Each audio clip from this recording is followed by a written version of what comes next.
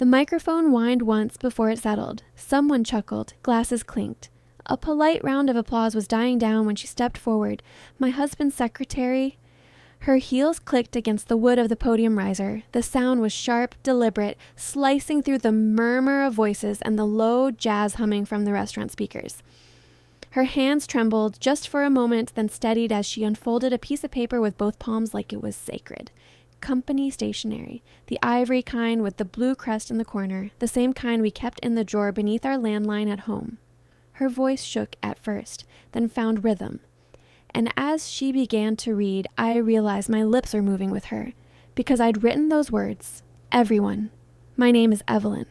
I'm 56 years old, and this is how they turned my kindness into a performance, and how I turned their performance into my final rewrite. Before we continue, please subscribe to the channel and tell me where you're listening from in the comments. The retirement party was held in a private dining room at a country club-style steakhouse just outside Chicago. Dim light pooled beneath the chandeliers. The walls were lined with framed golf plaques, faded team photos, and the smell of charred meat drifted above the clatter of cutlery. Someone had opened a window just enough for the night air to slip in. Warm, damp, smelling faintly of rain on asphalt and fresh-cut grass. It was late May, the kind of evening when crickets start their chorus before sunset. I was seated front row beside Richard, my husband, or at least the man who used to be. He'd retired that week after 33 years at the firm. 33. The number drew its own applause. People clapped like it was proof of devotion, as if longevity could excuse everything it eroded. They called it a legacy. They called him a pillar. No one mentioned how hollow a pillar can become before it finally caves. The secretary's name was Hannah, 4 years younger than our youngest daughter. She joined the firm around the same time Richard's migraines began. The headaches that required long nights at the office, weekends catching up, sudden business trips that couldn't include spouses. I believed him. God, I believed him because believing was easier than confronting the quiet between us. I gave him that space. I gave him a lot of things.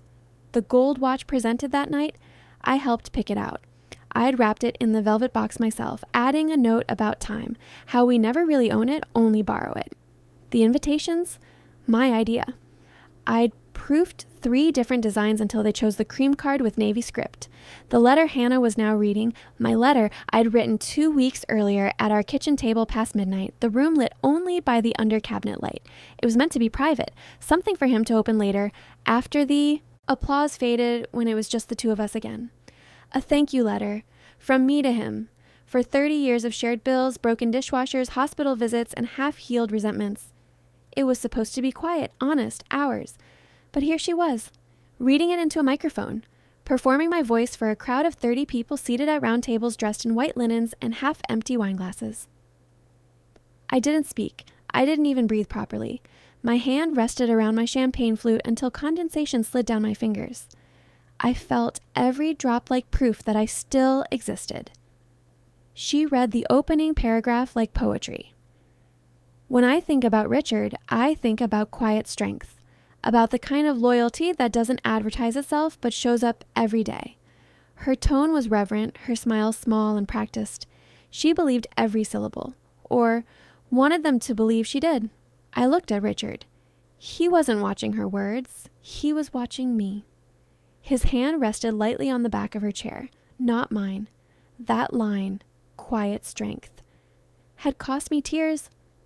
I remembered writing it, the hum of the refrigerator behind me, the cursor blinking like a heartbeat, the ache in my wrist as I tried to type something kind.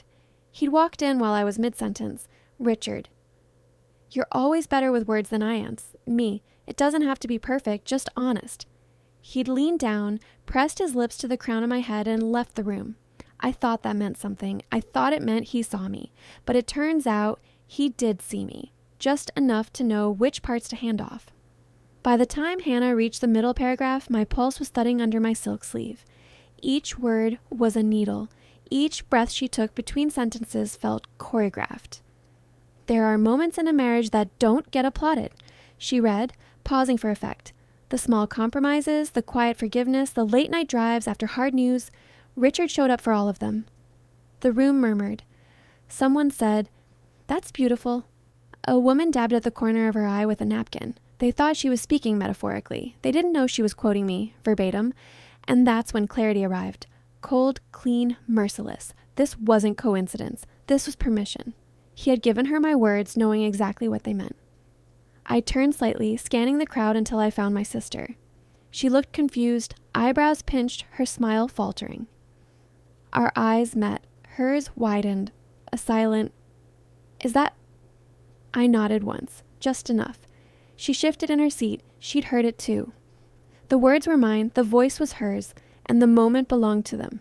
Polite laughter rippled when Hannah tried to lighten the mood. The air conditioner kicked on, pushing a cold draft across my knees. Outside, a dog barked once, a sharp sound that felt almost intentional, as if the night itself disapproved. Then she reached the final lines, the ones I'd written in that small, aching hope that maybe we still had time to start again. I hope retirement brings you joy, not because you've earned rest, but because you've given so many others the strength to keep going. Her voice softened. The last syllables floated for a second before falling flat. The applause was mild, a few polite claps, no whistles, no standing ovation, just noise to fill the space between guilt and ignorance. I didn't clap. I folded my napkin, set it neatly beside my plate, took a sip of champagne that had already lost its bubbles. Richard leaned toward me, smelling faintly of bourbon and cologne. Richard. Wasn't that beautiful? Me. I didn't realize you were sharing it. Richard. She asked if she could read something. I thought it would be sweet. Sweet, like betrayal dipped in honey. He smiled, oblivious or pretending. Me. She read my letter. Richard. I know. And she did a great job. The clatter of plates, the shuffle of waiters, the scraping of chairs, all of it sounded distant, muffled by the blood in my ears. I smiled because it was expected, because to not smile would expose too much. The night drifted on. People came up to congratulate him, to shake my hand, to say how lucky we were. One woman whispered, "You're so gracious to share the spotlight." Another leaned close and said, "She adores him. You can tell." I nodded. I thanked them. I floated through it like a ghost in a dress chosen for someone else's celebration. When the dessert plates cleared and the laughter dulled into background chatter, I excused myself. In the hallway mirror, my reflection looked unfamiliar. Mascara smudged just enough to betray fatigue, not heartbreak. I fixed the line of my lipstick, washed my hands, and stared at the thin band of gold on my ring finger. It glinted under fluorescent light, a memory more than a promise.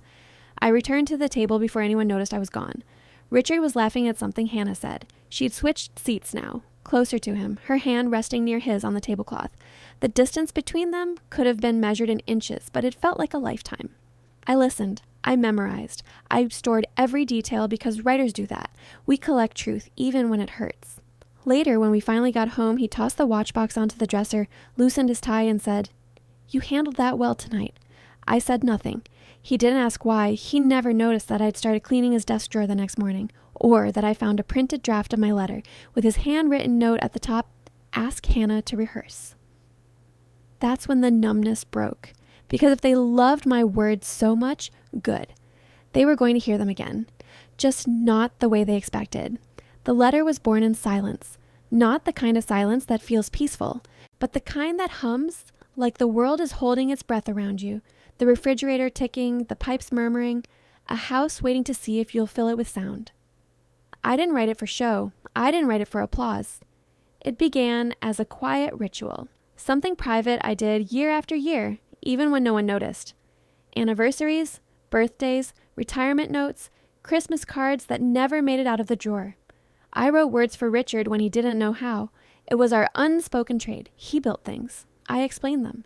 When his mother passed, he couldn't face the obituary. I sat beside him at the kitchen table, typing through the pauses he couldn't fill. When his daughter from his first marriage graduated, I helped him write the speech, smoothed the edges, added the tenderness he couldn't summon. Even our wedding vows, half were mine, he just said them first. He was never cruel, just unavailable in the way that mattered most. Emotionally absent, chronically evasive, always present in body, but somewhere else behind the eyes. And I made excuses for him every single year. But that winter, something shifted. Not suddenly, more like how a frozen lake begins to groan before it cracks. We live outside Evanston, Illinois. Midwest winters don't forgive. The cold comes in sideways, sneaks through seams, presses itself against window panes until even the curtains shiver. By January, the world looked washed in steel. Snow flattened the lawns, the sky sagged low, and our house creaked like it missed sunlight. That's when I started noticing things I couldn't reason away. One night, he came home after midnight, said he'd been stuck in traffic off I-94. I looked out the window behind him, clear roads, no snow, not even a breeze. The kind of night when headlights travel miles without a single stoplight to slow them. Another week, he forgot his wallet. I called his office to ask if he'd left it on his desk. The receptionist said he'd gone home hours ago. When he finally walked in, he kissed my cheek, cold lips, warm breath. "You worry too much," he said, brushing snow off his coat that wasn't there.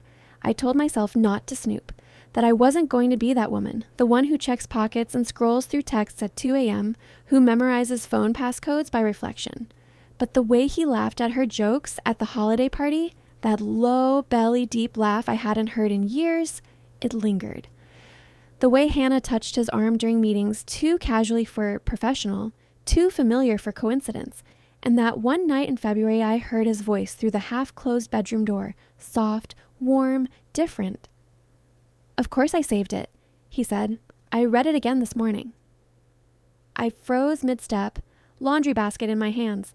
I told myself he was talking to his brother, or one of the kids. I told myself the lie, the one I'd been trained to tell. Because that's what marriage sometimes becomes, a series of practiced denials delivered in a steady tone. Then March arrived, and with it, the email. Subject: retirement gala for Richard Calloway, save the date. A group announcement from the firm. No warning, no conversation. Just an invitation to celebrate a life I'd only half been included in. Something inside me tightened. Not jealousy, not surprise, something quieter, like the last knot on a rope finally pulled taut. Later that night, he stood in the kitchen doorway holding a mug. Steam rose between us. He said he needed help with something small. "A letter," he explained, "something heartfelt, a nice way to mark the end of his legacy." Me: "Wouldn't you want to write it yourself?" Richard: "You know I'm not good at that kind of thing." Me: "Then maybe just say what you feel." Richard: "What I feel?" He laughed softly. "I feel like retiring and tired. Just write something nice, Ev." So I did. I cleared the table, lit a candle, the one that smelled faintly of cedar and honey. The wax had tunneled from use, so the flame flickered unevenly, throwing gold light across the counter. I set my tea on a Sears shoebox filled with old receipts we kept meaning to sort. Opened a new document. The blank screen blinked at me like it was daring me to be honest. The first paragraph was about him. The second, about us. I wrote about the invisible parts. The way being married to someone consumed by their career meant learning how to exist without applause. How to stand at the edge of someone else's spotlight and still smile. I wrote, "Sometimes the loudest kind of love is the quietest kind of loyalty." I stared at that line for a long time. Too poetic maybe, too revealing. But I left it anyway. He never read it beside me, never asked to hear it aloud, just nodded when I said I'd emailed it. "Thanks," he murmured. "That'll be perfect." And that was that. The conversation ended the way most of ours did, unfinished. I didn't think about it again, not until I heard my own sentence echo from Hannah's lips at the podium. After the party, we didn't fight, we didn't even speak. The silence between us was so complete it felt physical, like fog filling a room.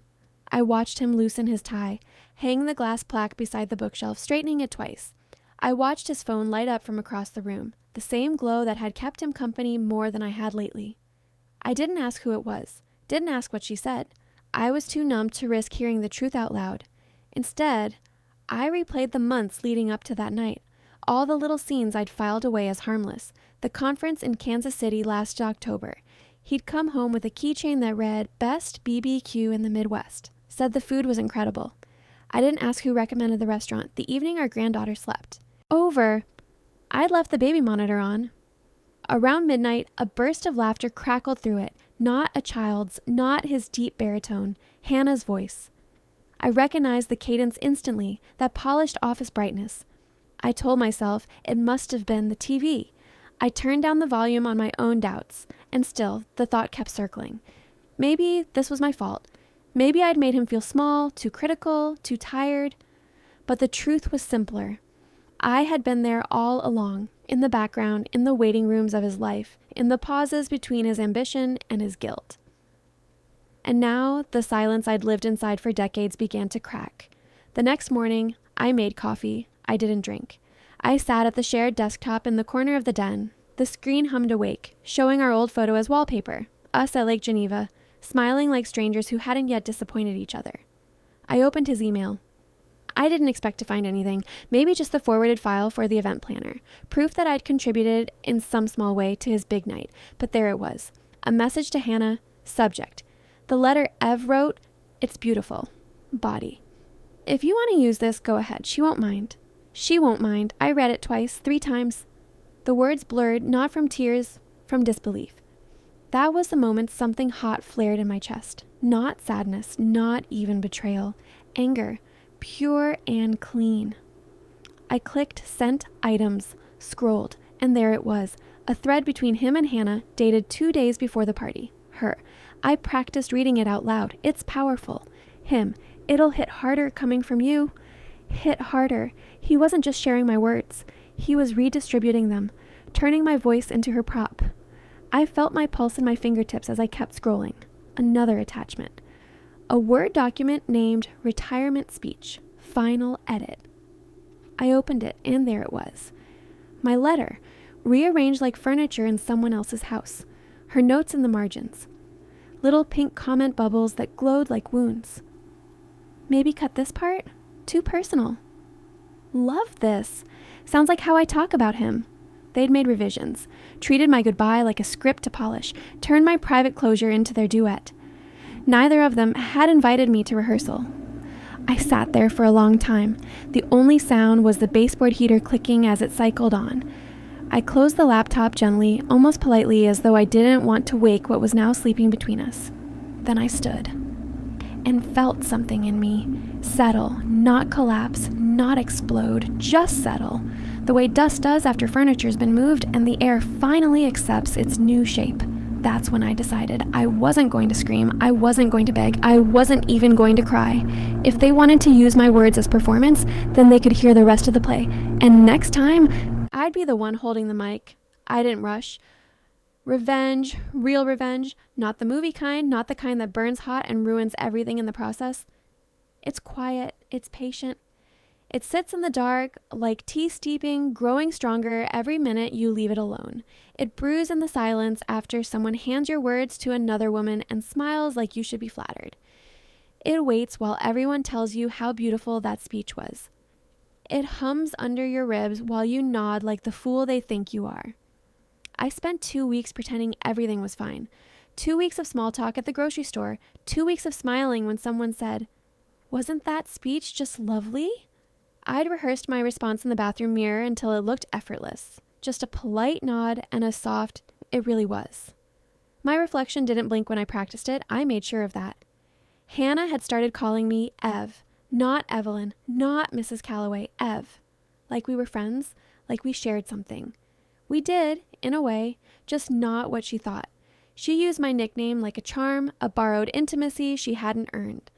I watched her once in the church parking lot after service. She reached out to touch Richard's elbow when they said goodbye. Not possessive, not obvious, just long enough to be noticed by anyone who knew what to look for.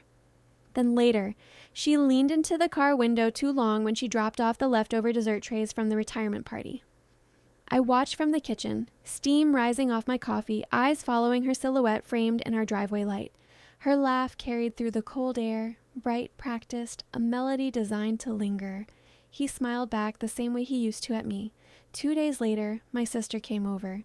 She brought a bag of powdered donuts like we were kids again, sitting at Mom's kitchen table. She set them down carefully, brushed sugar off her coat sleeve, and looked at me like she'd been holding something in. My sister, "Are you okay?" Me, "Of course." Her, after the letter. I didn't answer. The kettle clicked off behind me, filling the silence with a hiss. She tore a donut in half. Powdered sugar scattered on the wood like snow. Then she said, softer now, "I knew those were your words." The way she read them, she tried, but it wasn't her voice. It was yours. Something clicked in my chest, like the sound of a lock finally turning after years of rust. It wasn't just that they'd stolen something from me. It was that they hadn't even done it well. They'd taken my work, my tone, my vulnerability, and turned it into a clumsy monologue. They flattened it, sanitized it. They'd mistaken performance for connection. That's when it hit me. What I still had. Something neither of them could touch. Narrative. I knew how to build a moment. They only knew how to stage one, and that's not the same thing. One disappears when the curtain falls. The other lives forever. That night, I reopened the file. The original letter, it was still there, waiting in my documents folder, time-stamped 2 weeks before the gala. I read it out loud, my own voice echoing off the kitchen tile. It felt like hearing someone else's confession. Then I did something new. I annotated it. Line by line, I paused and spoke the truth beneath the text. Every compliment, every soft phrase. I stripped them bare. He showed up every day, I'd written. I laughed when I said it aloud, because the truth? He showed up for his job, for the firm, for other people's milestones. But for me, for our marriage, for the quiet evenings when I needed more than a shadow? No. Richard never sought attention. His work spoke for itself. Except it didn't. I was the one speaking. I'd always been the one filling the silence. Each line began unraveling itself, like a sweater pulled from the wrong end. By the third paragraph, I realized what I was writing wasn't a letter anymore. It was an autopsy of love, of effort, of the woman I used to be. I made a new document, copied the letter, paragraph by paragraph, and under each one, I added commentary. Not bitter, not cruel, just honest. A call and response between my old self and the one who'd finally stopped apologizing. It became something different, heavier, truer. By the time I finished, it wasn't a thank you note anymore. It was a mirror. And that mirror reflected everything, who they were, who he'd become, who I'd allowed him to be while I disappeared behind him. But it still wasn't finished, because truth without witness feels like a whisper into a pillow. I needed an audience, not a crowd, not a mob, just the same people who'd applauded her voice when it should have been mine. A week later, I got my chance. The firm was hosting a quarterly charity dinner, black tie, velvet chairs, white tablecloths. They did it every year, usually at the same downtown banquet hall with crystal sconces and soft jazz looping on repeat. This year's theme was Legacy Through Service. Fitting, I thought. Richard had RSVP'd weeks before, +1. But that Friday morning, while adjusting his cufflinks, he turned and said casually, "Richard, you don't have to come if you're tired. It's going to be dull." He smiled like he was sparing me boredom, not exclusion. I smiled back. Me. "I'd like to come." He blinked, surprised, like I wasn't supposed to want to be seen anymore. That night, I took the navy silk dress out of its garment bag, the one I hadn't worn in 3 years, the one with the pearl buttons trailing down the back, his favorite once, back when he used to notice the small things. I pinned my hair, slid on my wedding band, and tucked the folded letter, the annotated one, into my clutch. My hands didn't shake, not once. Hannah was there, of course, wearing red, the kind of red that demands attention and pretends it's accidental. She waved when she saw me, all teeth, all gloss. I waved back with the same politeness you'd use for a neighbor who keeps borrowing your tools. Richard barely looked at me. He was too busy shaking hands, giving hugs, laughing like the center of gravity had shifted back to him. Every time his hand touched her elbow, I felt nothing, just observation, just research. The dinner began with speeches and soft applause. The clink of silverware against porcelain filled the air. The wine was good, too good to be wasted on people who only came for the photo ops. Halfway through, the event coordinator stepped up to the mic, a woman in a sequin blazer with the kind of voice made for hotel ballrooms. She smiled and said, "Would anyone like to share a few words about our retirees and their contributions?" My fork froze midair. Steam curled from my plate. The chicken was already cold. I stood. The movement was small, almost lazy, but in a room full of rehearsed smiles, it made noise. Chairs squeaked, heads turned. Richard's expression shifted, half pride, half panic. A public husband suddenly unsure which side of the story was about to surface. Hannah leaned forward, whispering something into her napkin. I didn't need to hear it. I already knew the flavor, control disguised as concern. I walked to the podium. Every step felt deliberate, every breath an edit I'd been saving. The microphone was slightly crooked. I straightened it, unfolded my letter, and looked up. The room stilled. Then I began to read. Not the edited version, not the sanitized draft they'd approved, the real one, with commentary. Richard never asked for recognition, I read. His work spoke for itself. I paused, then added, my voice low but clear. But silence isn't always humility. Sometimes it's absence. Sometimes it's the sound of someone else doing the work for you. A few soft chuckles, nervous ones, then coughing, then nothing. I kept going. Each line peeled another layer off the mask they'd built together. Each thank you twisted back into a question. Each compliment exposed the lie hiding beneath it. He showed up every day, I said. Yes, for work, for the firm, for every committee that needed a man in a suit. But love isn't attendance. It's attention. A few people shifted in their seats. Someone dropped a fork. I didn't rush. I wanted every word to land where it belonged. On him, on her, on all of them who'd clapped so easily at my humiliation. By the fourth paragraph, I could feel the temperature change. Some faces went pale, others looked away, and a few, just a few, looked like they finally understood. I didn't tremble, didn't cry. My voice was the steadiest thing in the room.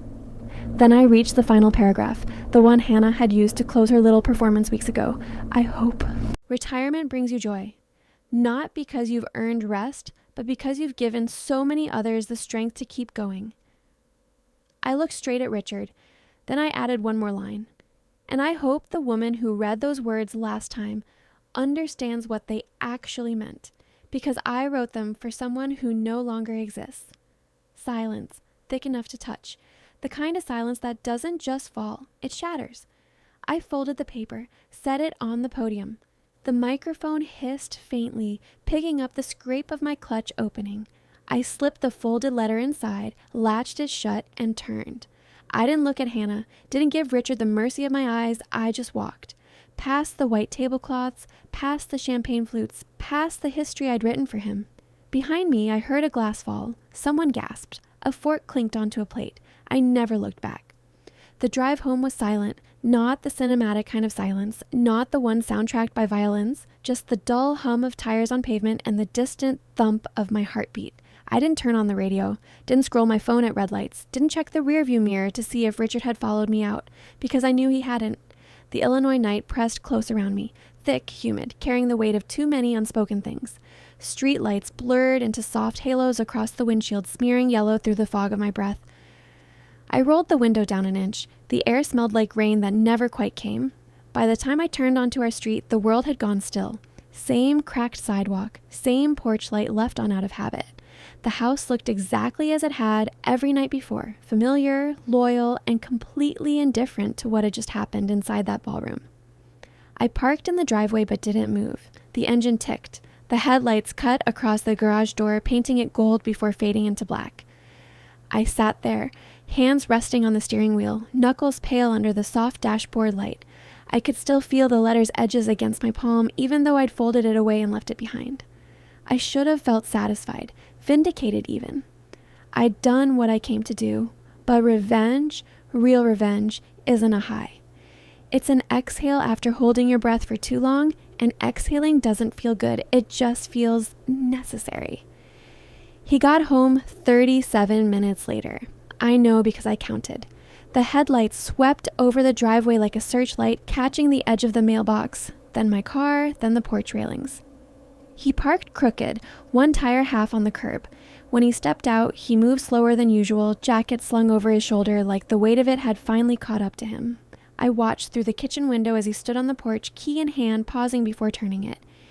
Maybe he thought about walking away. Maybe he thought about what people would say. When he finally pushed the door open, I was already in the kitchen. I didn't speak. He didn't either. For a long minute, the only sound was the faint hum of the refrigerator and the clock ticking above the pantry door. Then, Richard. What was that? His voice wasn't angry. It was tired, frayed at the edges. Me. It was mine. The letter, the voice, the moment. You took it. I just took it back. He rubbed the back of his neck, that old nervous gesture he used when his lies were catching up. His eyes darted toward the window, anywhere but me. Richard. You embarrassed me. Me, no, I revealed you. There's a difference. He sat down at the table, the same spot where I'd written the original draft, same chair leg that wobbled when you leaned too far. Richard, I didn't mean for it to go that far. Hannah just liked the way it sounded. I thought, you thought I wouldn't notice. He didn't deny it. He didn't have to. The thing about betrayal is it doesn't explode. It seeps, slowly, quietly. It stains everything long before you see the mark. And it had been seeping for years, through late nights, through birthdays forgotten or excused, through that strange, polite distance that forms when two people stop being curious about each other. The letter wasn't the wound. It was just the final cut, the one that didn't heal. For days, we coexisted like ghosts. He slept on the couch, though I never asked him to. He made coffee without speaking. He left for errands that took hours longer than they should. Sometimes I'd hear him moving around the house at night, opening drawers, folding shirts, the kind of restless motion of a man trying to feel useful again. Then, one afternoon, I came home and found the hallway table empty. The bowl where he kept his keys, gone. His wallet, gone. The coat rack, missing one jacket.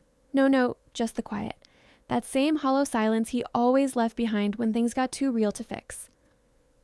That night, I got the email. Subject, just checking in. Hannah. The body of the message was sugar-coated and cold all at once. I hope there's no bad blood after the gala. I never meant to overstep. Your words were so beautiful. I just wanted to honor Richard, too. I admire your strength. Really, let me know if you'd ever like to meet for coffee. Women supporting women, right?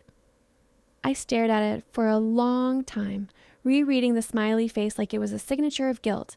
I didn't reply. I didn't delete it either. Instead, I forwarded it to the firm's board assistant. No commentary, no explanation, just the attachments.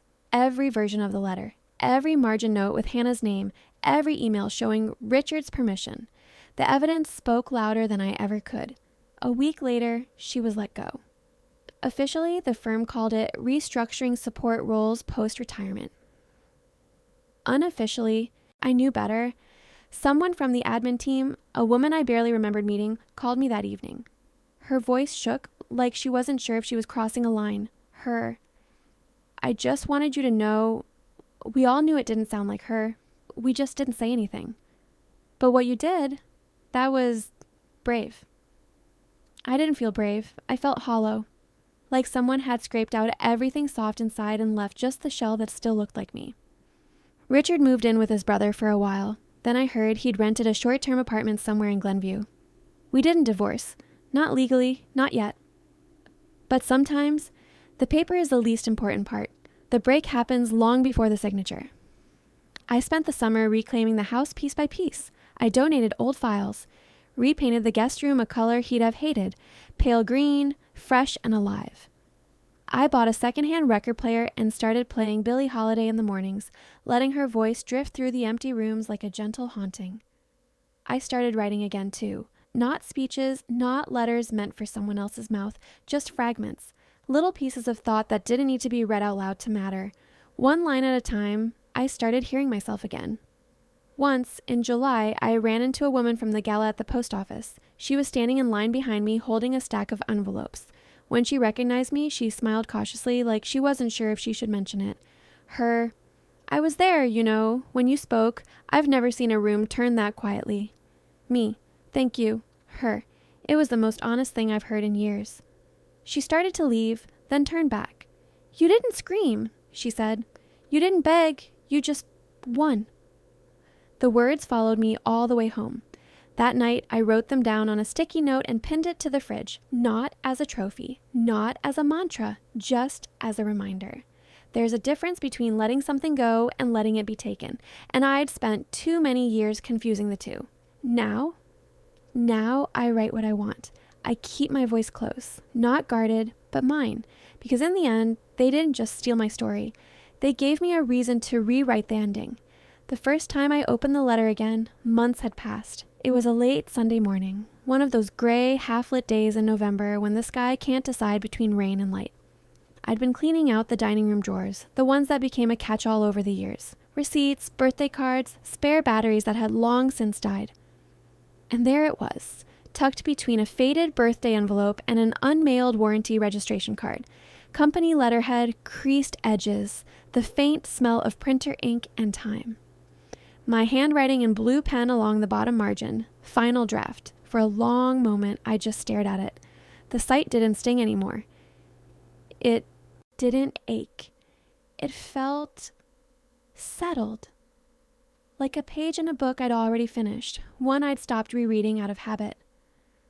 I smoothed it open on the table, flattening the folds with the edge of my palm. The paper had softened where my tears once landed, the fibers warped slightly, but the words still held steady. There was no tremor this time, no pulse beneath my skin, just quiet. Richard still hadn't asked for forgiveness, which honestly made it easier, because I wasn't offering it. He'd reached out twice since the night of the dinner. Once in August, a text that appeared out of nowhere while I was watering the marigolds. Hope the garden's holding up okay. I remember staring at the screen, sunlight reflecting off the letters, wondering if he typed it quickly or if he paused between words trying to sound gentle. I never replied. Then again in September. A voicemail I didn't listen to. I read the transcript instead, the way you might glance at an obituary, detached curiosity, no intention of revisiting it. Just wanted to check about the house taxes. Hope you're well. I'm still here if you need anything. Still here. That was rich. I didn't need anything, not from him, not anymore. The money he'd left in our joint account, I transferred it, all of it, not out of revenge, but out of clarity. Because when you've been erased in public, you stop asking permission to exist in private. It wasn't about taking what was his. It was about reclaiming what was mine. Time, dignity, narrative. In the months that followed, I began building a new rhythm, quieter but stronger. I started teaching a writing workshop at the community center on Saturdays, the kind of place with mismatched chairs and instant coffee packets that tasted like nostalgia. Mostly women came, mostly older, some divorced, some widowed, some still married, but carrying the invisible weight of being unseen. They brought notebooks with cracked spines and pens that didn't always work. They wrote poems about rain, about burned casseroles, about the sound of their mother's voice in a language they'd forgotten to speak. They wrote about closets that still smelled like someone they'd loved 30 years ago. I didn't share my story, not at first. I let them fill the space with theirs. Until one afternoon, a woman named Lorraine, silver hair, tremor in her hands, looked up from her page and asked, "How do you tell the truth without making it sound angry?" The room went still. Pen stopped moving. I thought for a moment, then said, "You don't take the anger out. You just learn where to place it." A few nodded. One woman smiled. That kind of smile that says, yes, that's it.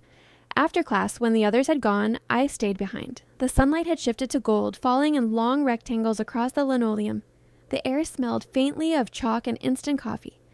I reached into my bag and pulled out the letter, the same one I'd found that morning. I read the first lines out loud, quietly, almost reverently, like a prayer, like something sacred but no longer binding. Then I tore it in half, not out of rage, out of reverence. Some stories serve their purpose only once. After that, they become artifacts, and I was no longer interested in museums. That night, as rain finally broke against the windows, I felt lighter than I had in years. A week later, the firm sent out their quarterly newsletter, glossy pages, cheerful stock photos of people shaking hands. The cover headline read, "Transitions and Legacies." I almost didn't open it, but curiosity won. Richard's name wasn't there, not once, but the charity event, the night I'd read my version of the truth, was. They'd quoted my words, not verbatim, but close enough to feel the echo. There are truths that echo louder than applause. No byline, no credit. But I smiled anyway, because I knew, and more importantly, they knew. It wasn't about humiliation anymore. It wasn't even about justice. It was about authorship, about refusing to be a footnote in someone else's story. That realization, that subtle, steady peace, became its own kind of revenge. One afternoon, later that fall, I ran into Hannah at the farmer's market. It was mid-October. The air smelled of cinnamon and damp leaves. She was standing by the honey booth, dressed in a beige trench coat, her hair pulled into a loose braid that tried too hard to look effortless. She wasn't alone. A man stood beside her, the kind of man who wore scarves like affectations and said, "Be well," instead of goodbye. His hand hovered just close enough to hers to be noticed. She didn't see me, but I saw her pause, pick up a jar of honey, hold it up to the light. The sun caught the glass, and for a second her face glowed gold. Calm, pleasant, empty. And I realized I didn't feel anger or revenge or even irony. I felt distance, a clean, quiet distance, the kind that doesn't sting, the kind that simply is. She was no longer the woman who read my letter, just a woman holding honey in the autumn light, a passerby in the long story of my life, and that in itself was freedom. We don't always get closure in the shape we expect. Sometimes it doesn't come as an apology or a confession or a door slamming shut. Sometimes it comes in the silence that follows your own voice, uninterrupted. I learned that night, and in every night since, that not all performances end with applause. Some end with an empty seat beside you, a space where someone used to sit, a space you no longer need to fill, and you, still standing, still speaking, still yours. If you were in my shoes, what would you have done? Let me know in the comments. And don't forget to subscribe for more stories like this.